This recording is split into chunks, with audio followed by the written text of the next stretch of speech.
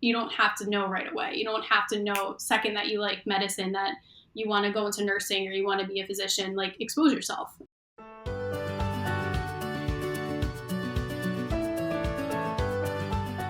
We can jump in, Okay. just give us a little introduction, and then we'll go from there. Sure. My name is Nicole. I currently go to Fairleigh Dickinson University. I'm a newly matriculated PA S1 there. I am 29, just got married, went through planning a wedding during my CASPA applications and everything else. So had quite a bit going on at that time. But I'm originally from New Jersey, stayed in New Jersey for school. So definitely excited. Thank you for having me. Yes, thank you for joining. So you said newly matriculated. When did you start? So technically my orientation was the first week of January, but we just finished our winter semester. So about 2 weeks Okay. ago. Very new. Wow. Wait, you finished a whole semester in 3 weeks? They did like a 2-week winter semester. So Okay. it was like a very nice way to ease us in and not throw us Yeah. into the fire, which was very much so appreciated. Make it a little easy. I'm not even going to say easier, but a little slower. We'll go Ease slower. us in. I definitely want to hear a lot about your path to PA and PA school.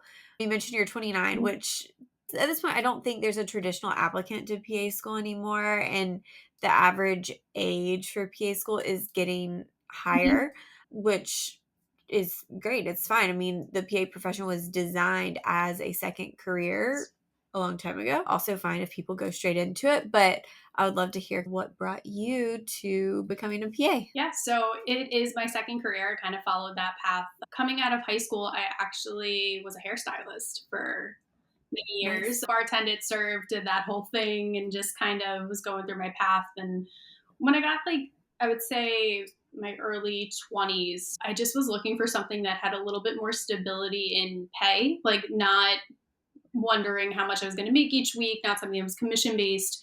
So I just started applying to basic entry level jobs. I didn't have a bachelor's degree, I didn't have any of that. So it was just kind of seeing what didn't require that, going through the whole process of applying and seeing what hit.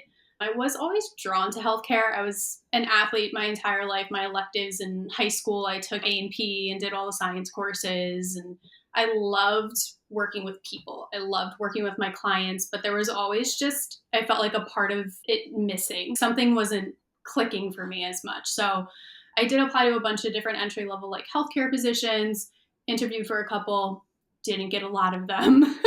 And then I interviewed for one position and I ended up getting it. And it was for a database, like entry level database person in a rehab hospital that was in my town. And not my town, but like 20 minutes away type of thing.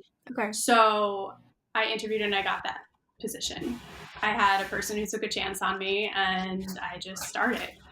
And that turned into me working with a very, I don't want to say difficult, but an intense group of patients because I did research in stroke patients, rehab and stroke patients. Oh, So yeah.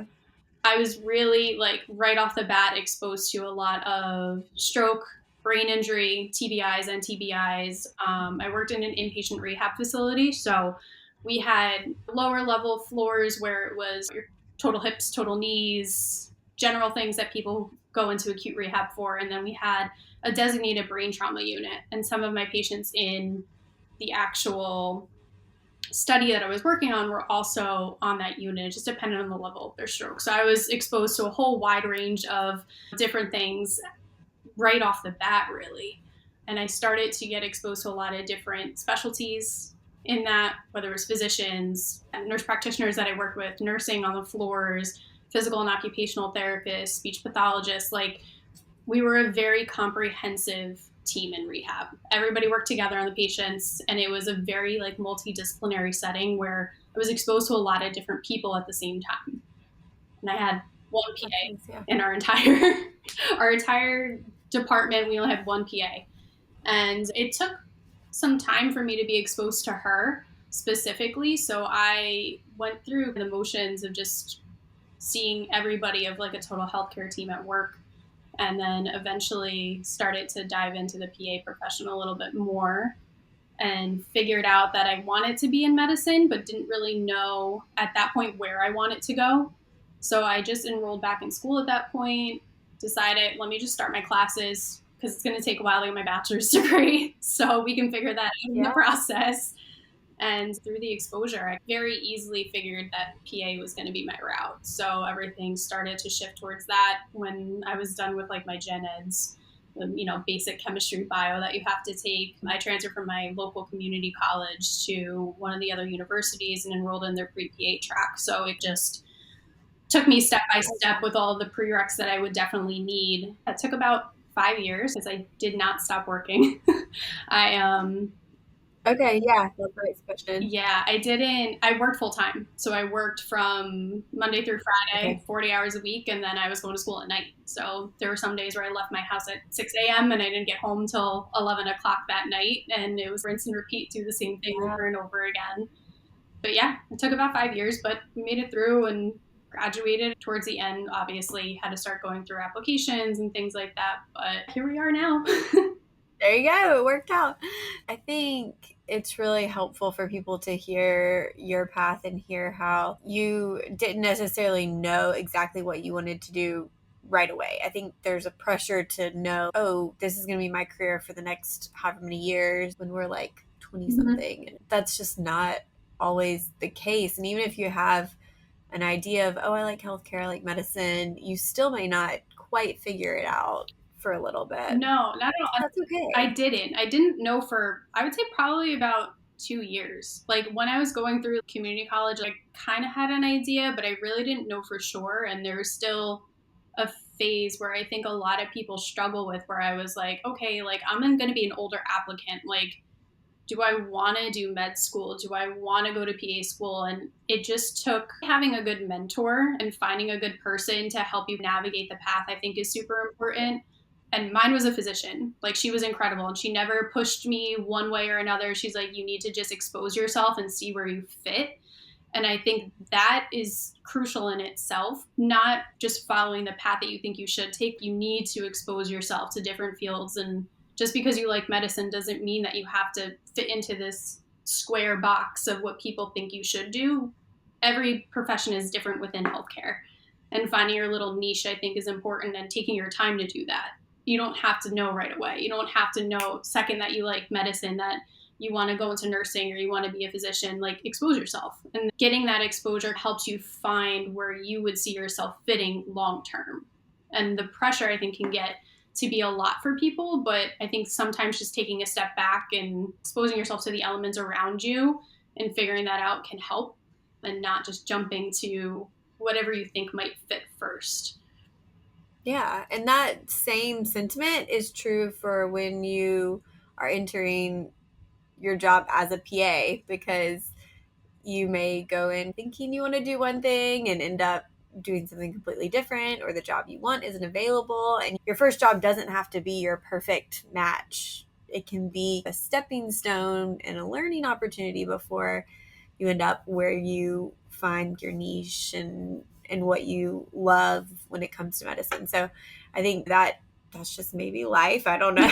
It just is a common theme that we end up where we're supposed to be. It just takes a little while to get there sometimes. When you were taking classes, trying to balance that, working, at what point did you apply? Did you apply while you were still taking classes, or kind of get everything ready before you jumped into applications? So I kind of did everything at the same time. Okay. I was finishing up, so I graduated last May. So I basically started working on my personal statement a year ago today, like in this time frame. Like, Yeah. So you applied last cycle, yeah, I tried like 2023, 2024. Mhm. Yeah.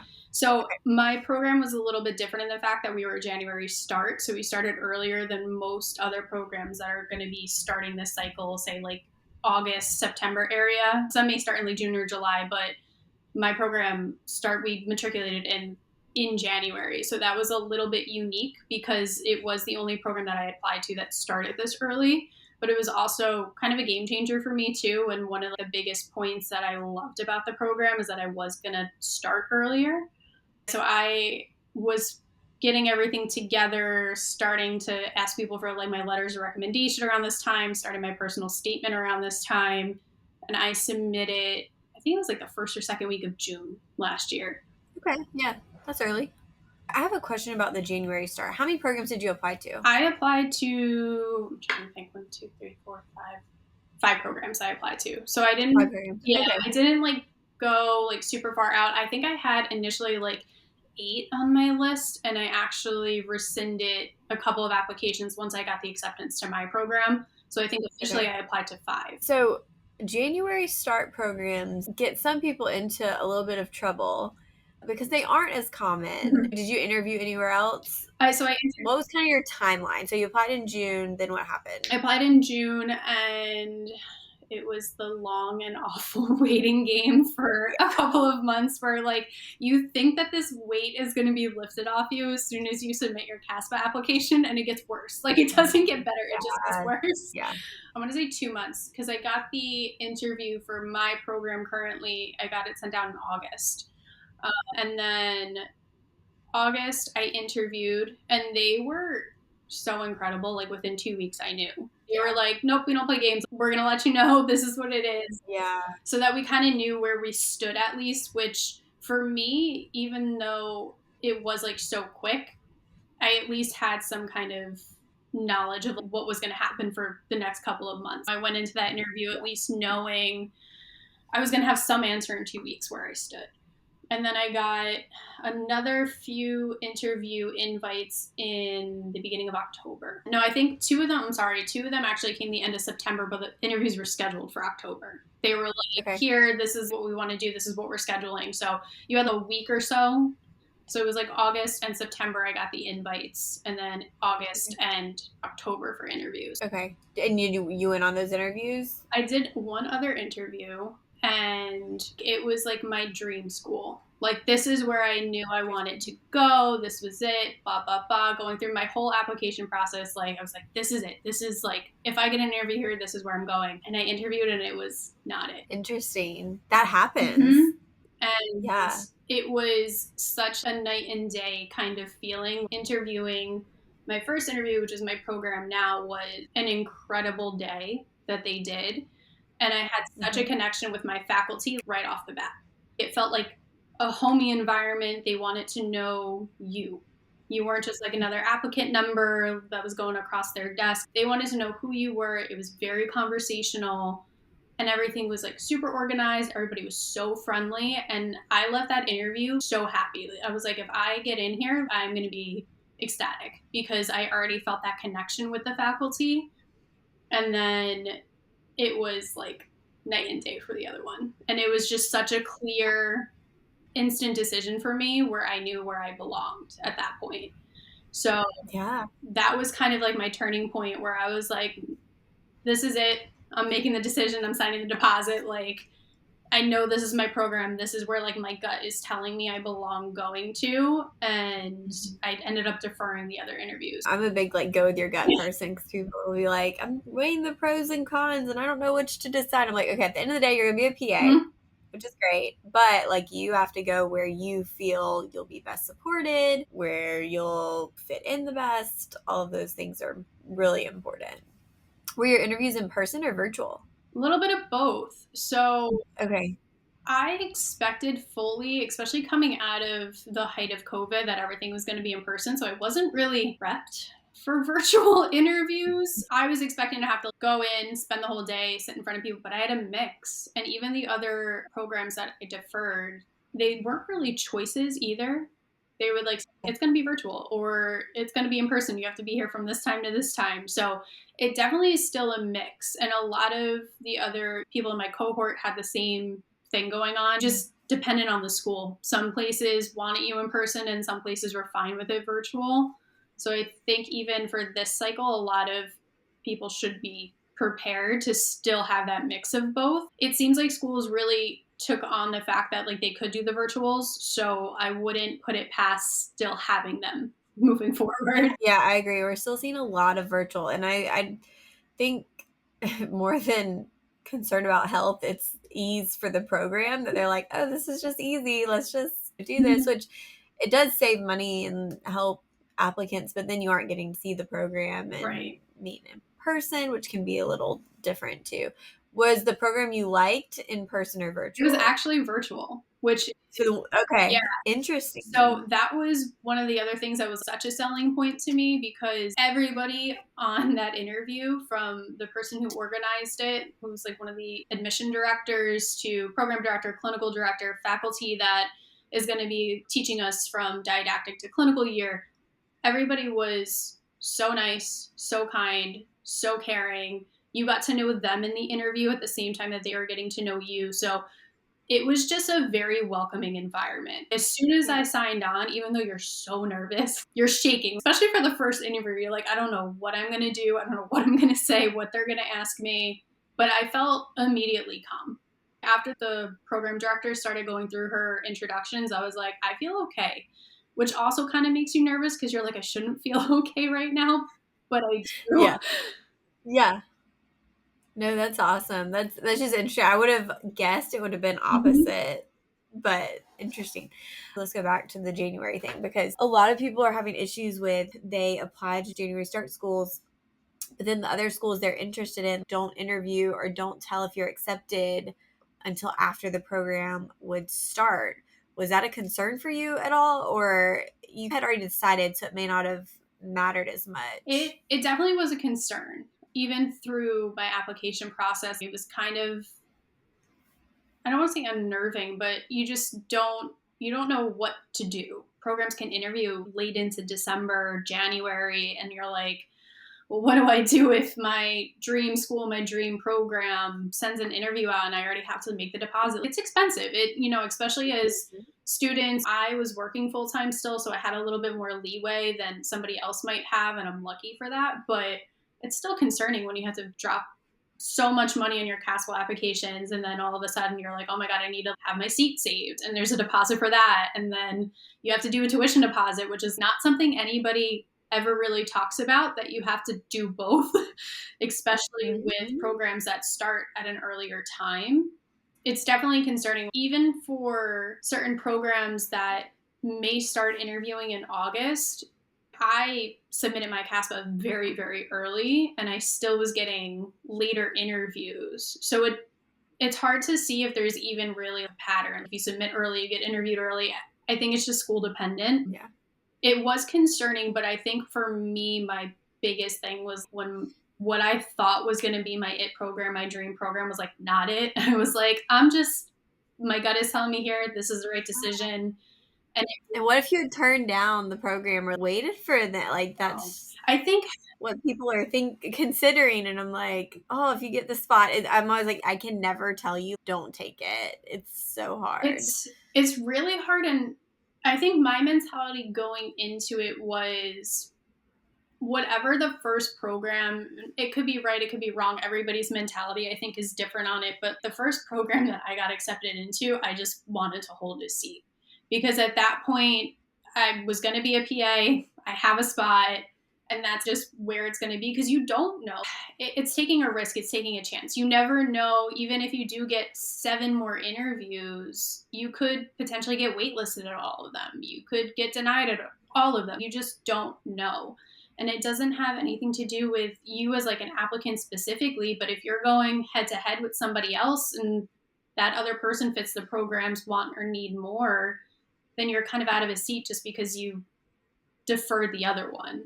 So for me, it Yeah. was important just to have the security behind it, of saying like, all right, I have a seat, I have a spot. It was just, for me, I was lucky enough that that program was the one that I connected with the most, and I Yeah. felt like I belonged there. So the January start time is definitely intimidating. And even before the interview, there's still a lot of nerves with the fact where I was like, I don't know what to do. You kind of spiral into I'm going to have to put this down and this money down and this money down and Moves this really money down. fast. And everything moves so fast. There is no Mhm. time to think. There is no time to wait. You just have to do. You're right. You just have to make those decisions and go for it and trust that it's going to work out and be good. Thinking back on your application, is there anything that you would have done differently? Did you feel confident in your application when you applied? Um, does anybody feel confident when they apply? Probably not, but I felt confident in the sense where I knew I did the work to make myself Mhm. qualified for the programs that I wanted to go to. I really did my research. I narrowed down a lot of schools. There were some programs I was not going to get into, and I knew that. So I just didn't waste the time or the money on the applications to do it. So I really just narrowed my field down. I think the thing that I was like most nervous about was that I had two C pluses on my application. One was on Gen Chem 2, and the other one was Orgo. And I was fully prepared that I was going to have to apply another cycle, retake the classes. yeah. Nobody's going to want me. Nobody's going to want me with two C pluses.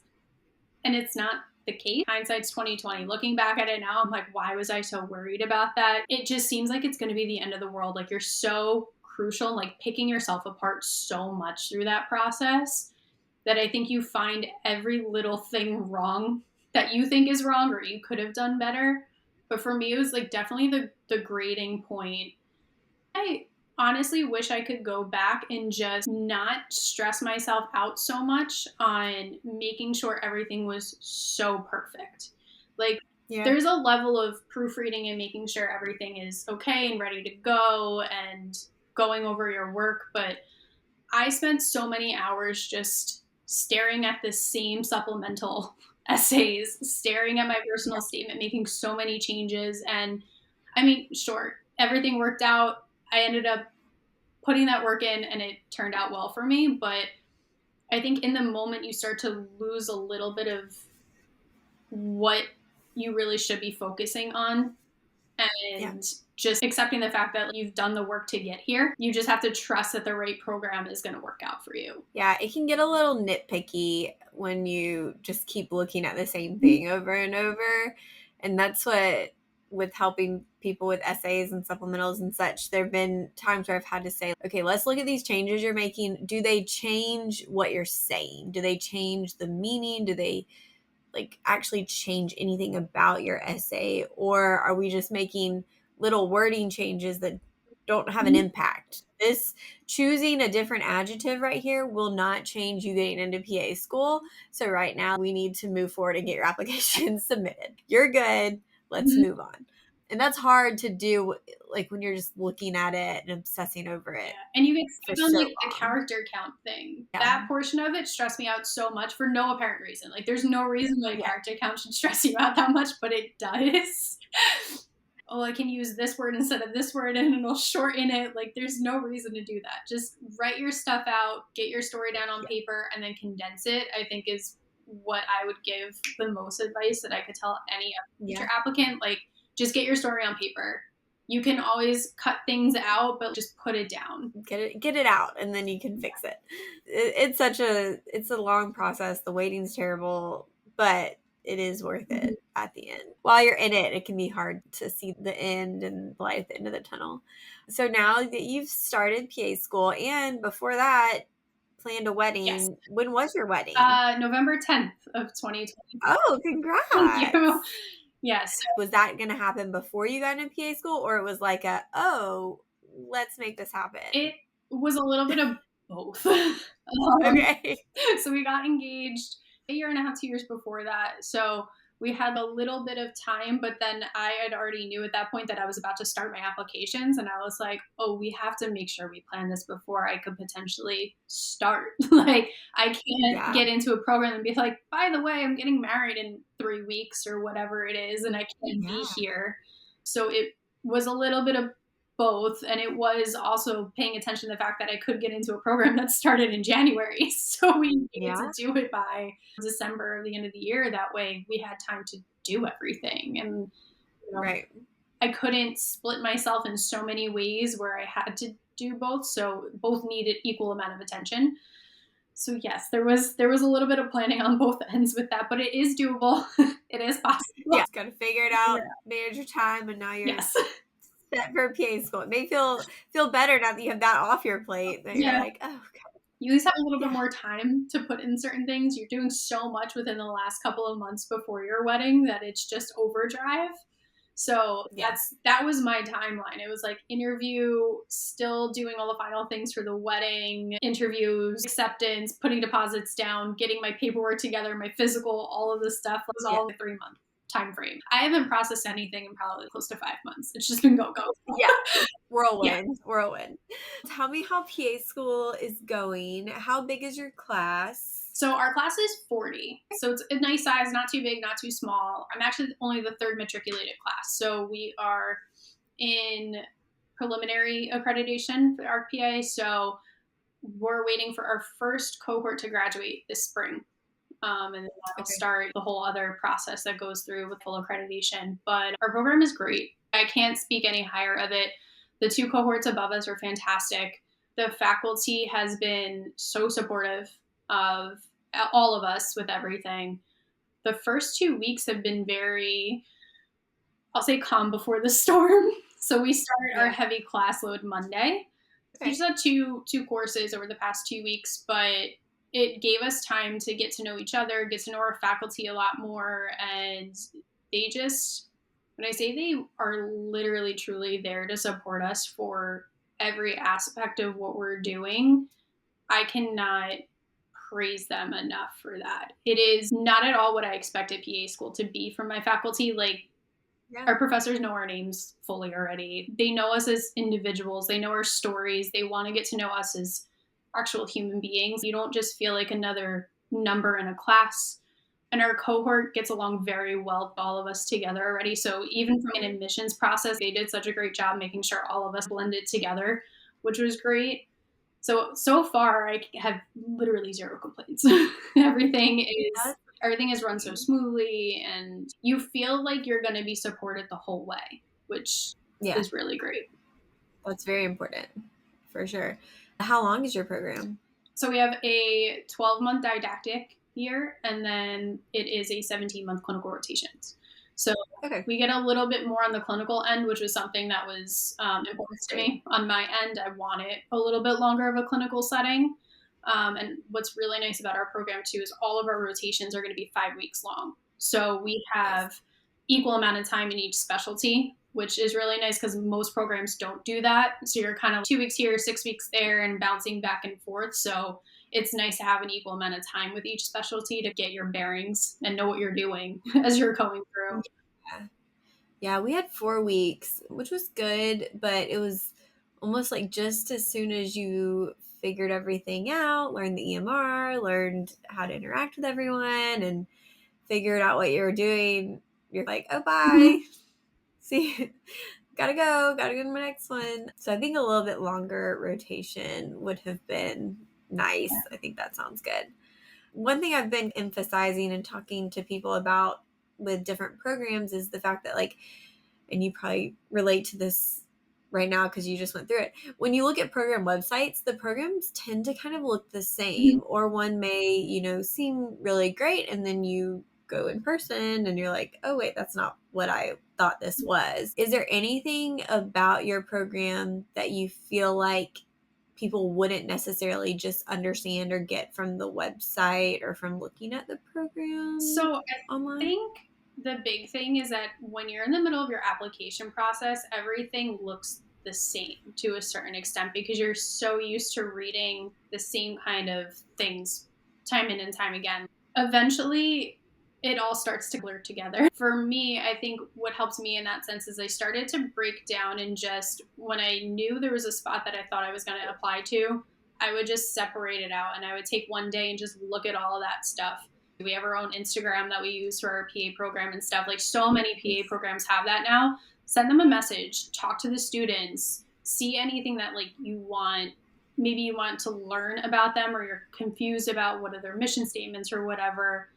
For our program specifically, you're not going to understand how truly, and I'm going to sound like a broken record, like how truly supportive Yeah. our faculty is and how everybody is there to actually help you. One of our first classes, our clinical director looked at us and was like, you guys are all my future colleagues.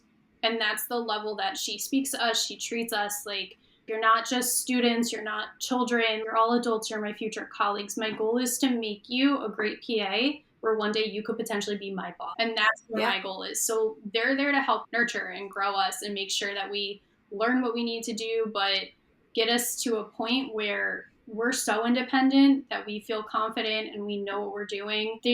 They're really there to help. And it's the same Yeah. across the board. Our program director, our clinical director, the professors that are there, they just want to make sure that you're doing your best. You may have a struggle in a class. Everybody's so approachable there.